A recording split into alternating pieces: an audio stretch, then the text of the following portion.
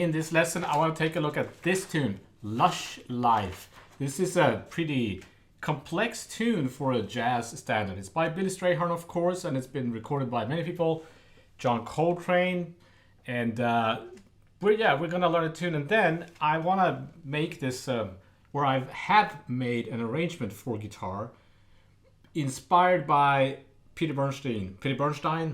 I saw this video with him, and I'll put a link to it. It's a great interview with him, and he's showing that he's playing it in a different key. And this is kind of what we're going to look at today, how to arrange for guitar. So we need to find a good key that fits this instrument. But before you do that, you need to learn the tune in the key that it's written in, and yeah, you should be able to play it in any key, obviously, but this is a pretty tricky tune to transpose. So this is why it's good to work on this tune, because you're gonna get better at understanding jazz harmony. This is pretty intricate harmonies here. So let's just play it in the key that it's written in D flat, and let's just play the tune first before we do anything else. This is iReal Pro.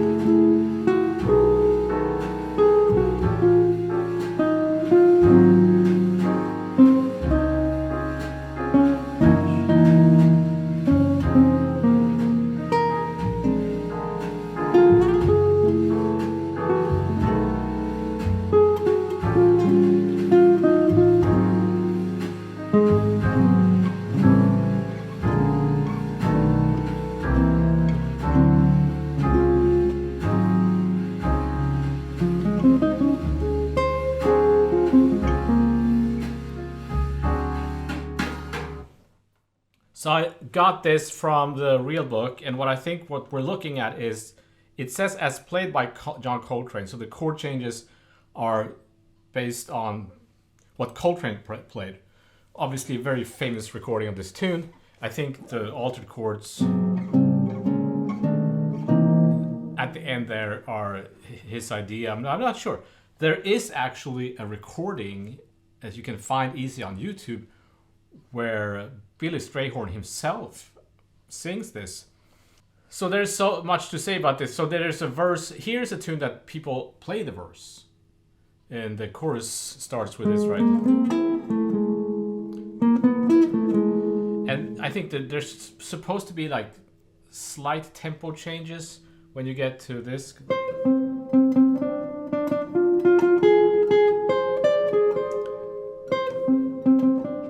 you listen to Nat King Cole, for example, he sings that pretty fast, and then they kind of they stop on certain chords and get back to the drums come in and set a tempo on the Coltrane recording at the chorus. So before we start looking at like thinking about arranging this for guitar, there's some things we need to look at. Well, you could play this in this key, right? You could play it like that's a D flat, major 7. That's a B or C flat 7. I'm finding chords.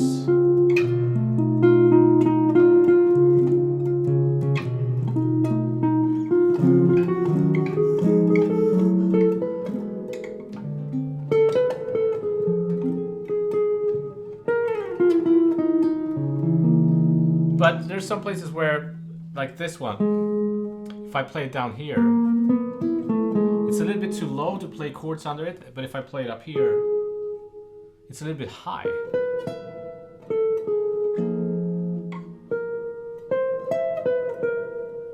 Here, all of a sudden I'm up very high. So what Peter Bernstein did is he dropped this to A major. He works on this tune in A major, which is going to be perfect. It's also going to bring out some of the guitar qualities. But there's a couple of things here that are interesting. When you have a tune with kind of intricate harmonies, I don't want to add a whole lot of weird extensions because like I just want to play the... I'm just playing 7th chords. I'm not adding anything crazy there because it's already kind of rich. So we don't have to do much here. We just play the chords. But I want to talk about this melody here. Because it goes like this. A lot of people they miss this. And then they sing the same thing. A lot of people do that. Like, life is lonely again and only last year. But it's not that, right? It's do, do, do, do, do. That's a subtle, you could say, change. Or it's a drastic change depending on how you look at it. It's the same phrase, but a completely different notes. And this is where you need to sharpen your ear if you can't really discern what the scale degrees are. 5, 6, flat 7, sharp 9, or... But now that's 7, flat 7, 6. So being able to really nail those notes with your ear is kind of important. Even though a lot of people, they do it. I think even Coltrane maybe plays it like that. But there's a difference between deciding like, yeah, I'm going to play it like that because I prefer that, and not being able to hear the difference. And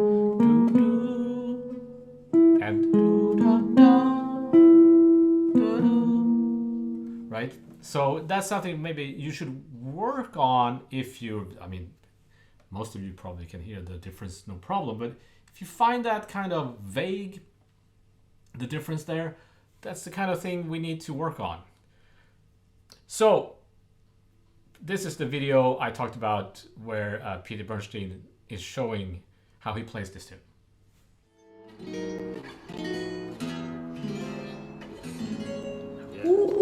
melody in that key. So I'll take my open strings sometimes when it really helps. But yeah, everything lays nice in that key. The verse too. Yeah. Anyway, C sharp minor. Right. So that's that tune is very much associated with the key of D flat too.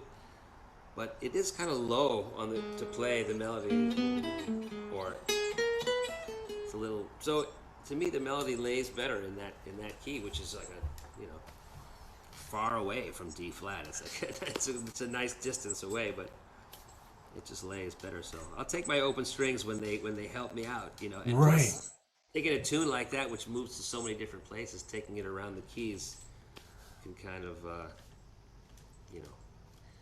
open your ears and eyes about like finding stuff on the instrument. Just hearing it, the tune feels so different in the key of A but it makes just as much sense. So it's kind of like you learn, like I say, you learn about the song and you learn about the key, and you have to learn about the where things lay on the instrument too, just visually, not being stuck in like, oh, I'm trying to play Lush Life in D flat and struggling with how to make the melody come out.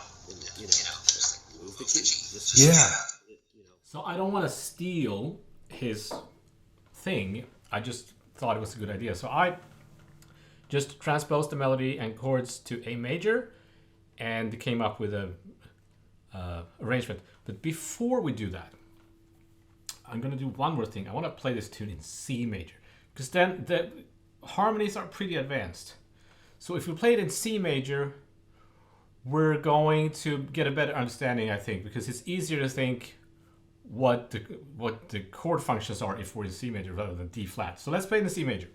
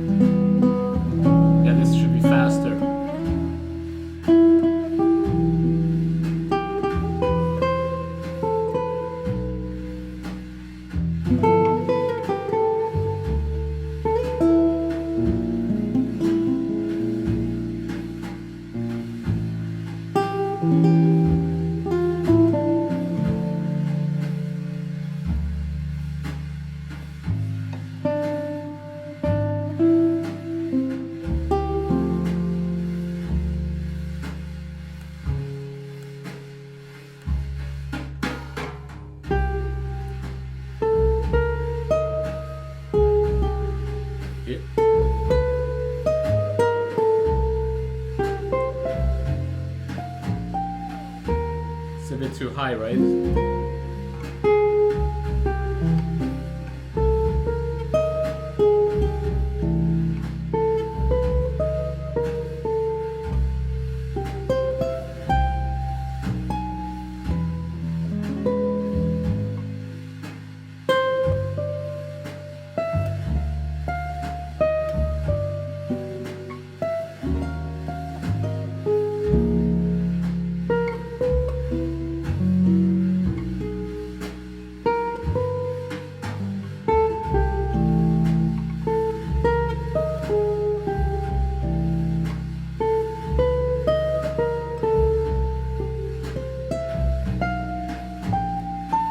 Definitely too high.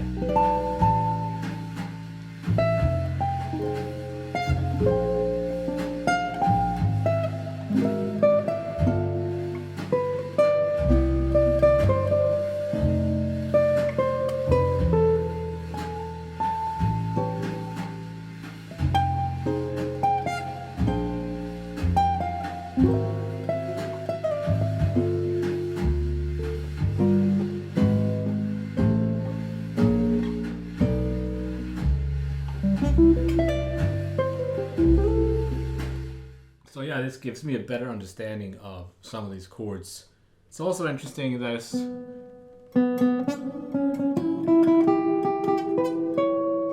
that's a major 6. Second time it's a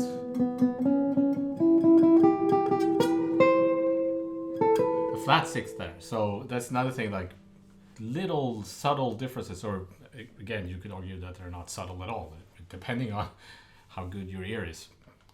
You might think that it doesn't matter, but that's the way it's written. And I had to actually, because there's so many different versions of this tune and people do different things, I had to go and listen to that where Billy himself sings it. And he sings, he's not a great singer, his voice is not great, but his pitch is perfect, right? So he's definitely singing those melodies the way it's written here in the real book.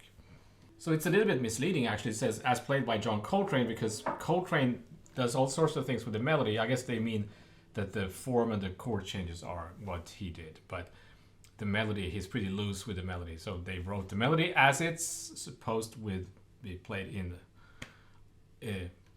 or its original version. So if we go to A major like Peter Bernstein did there, we can get these.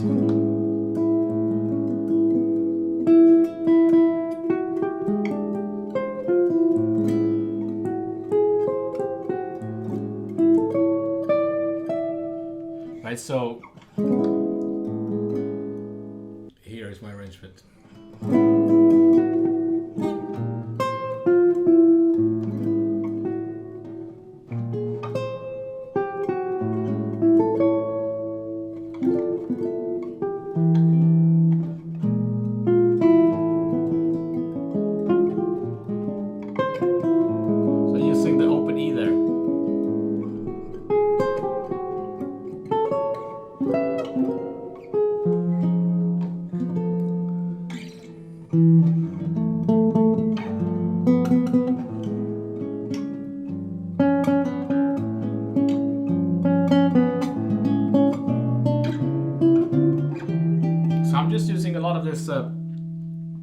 Idea that Kurt Rosenwinkel does, would just play root in a 7th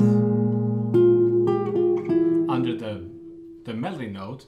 In the beginning, I'm playing an A6 here I've removed the voice, which sounds like an F sharp minor, but I think it sounds good, especially if there's a bass player playing an A below this. And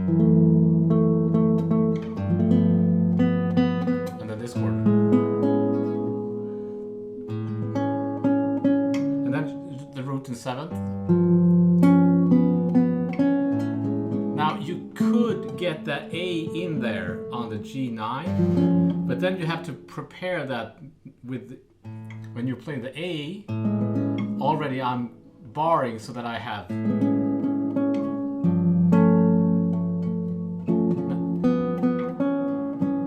I didn't include that in the arrangement in the tabs because I don't think it's necessary, but it's kind of fancy. So now I'm barring, even though I'm playing the B with this finger, the middle finger, my index is barring, preparing. So now the A is included.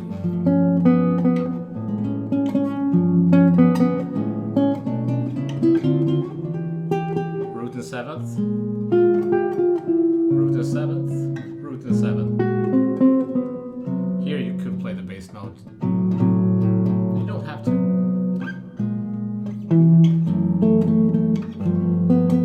Same thing.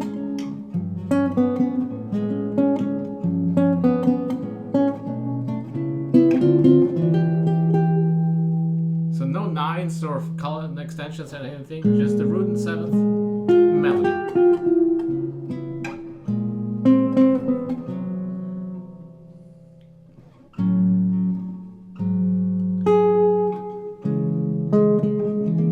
Here I'm playing a triad, because why not? Here an open triad with the 5th on the bottom, because just add some variation. Root in 7, and root in 7 you can even use an open string. And then you also prepare for the next chord. I don't know why I barred that, I don't have to do that, sorry.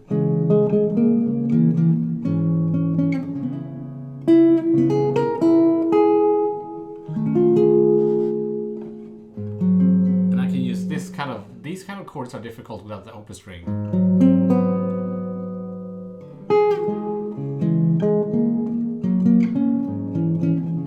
And then you have Barry Harris. So the minor 6 with a diminished, diminished, minor 6, minor 6 diminished.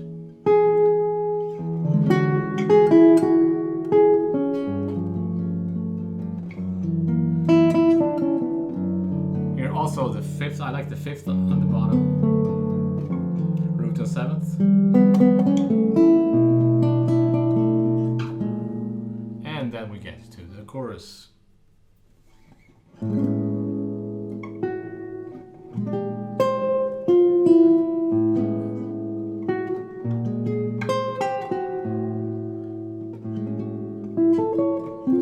You could do something more fancy. I'll keep it simple. And I love this voicing, that's why I use this.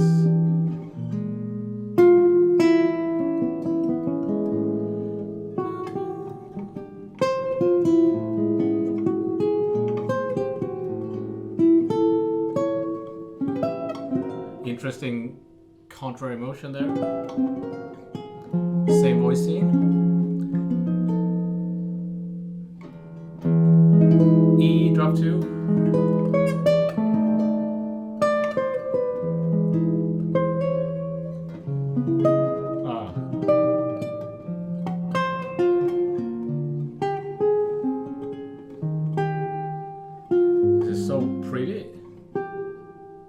Here I use a fancy voicing because it says E13.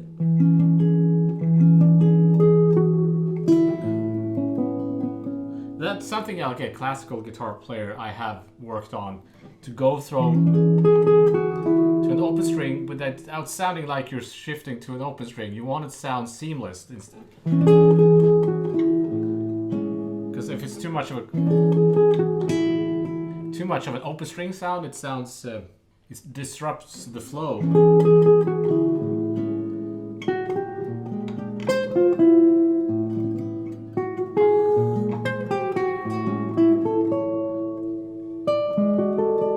Flat 5 and flat 9. Where are we? Here you could do some crazy, but I decided not to do that. I don't think it's necessary. Here I'm leaving out the bass notes. Notice the sharp 9 with the sharp 5 with the regular 9. It's like a Django Reinhardt sounding chord. You could play the bass notes if you wanted to.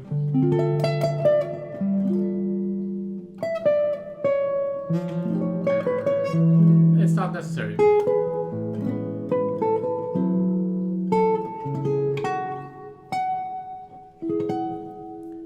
So this PDF is gonna be on my Patreon page. It's like 3 pages of this arrangement.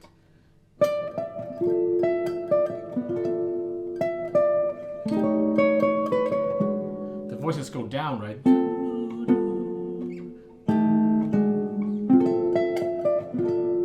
Very interesting harmonies. And then comes this thing.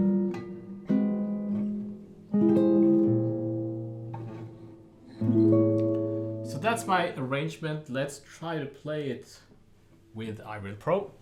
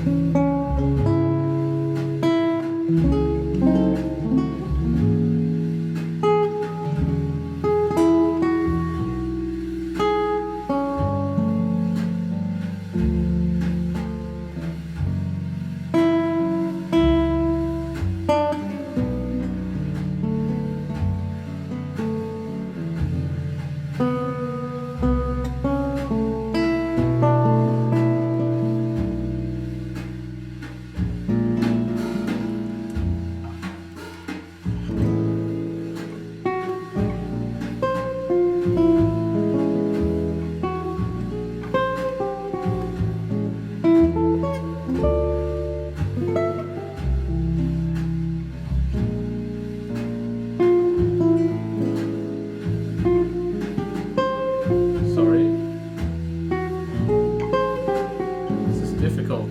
Bear with me. There it is. I messed up there.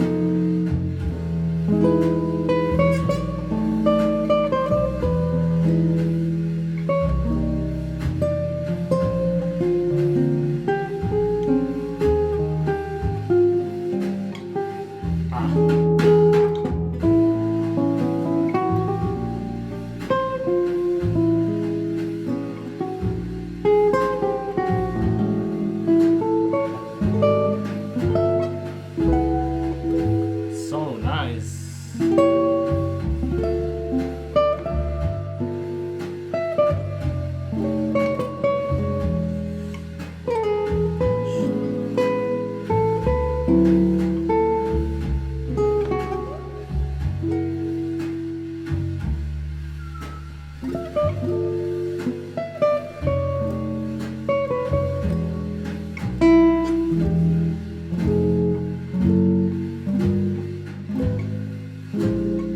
And then you end on this chord.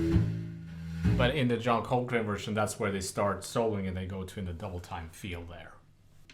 I guess you can't always remember every tune like this. It's a lot to remember. But working with this tune is going to be, if I had to play it on the gig, it would be kind of, at this point now, it would be easier for me to kind of just brush up and to remember what the chords are. But I don't think I would play it without looking at the music. It's a long form.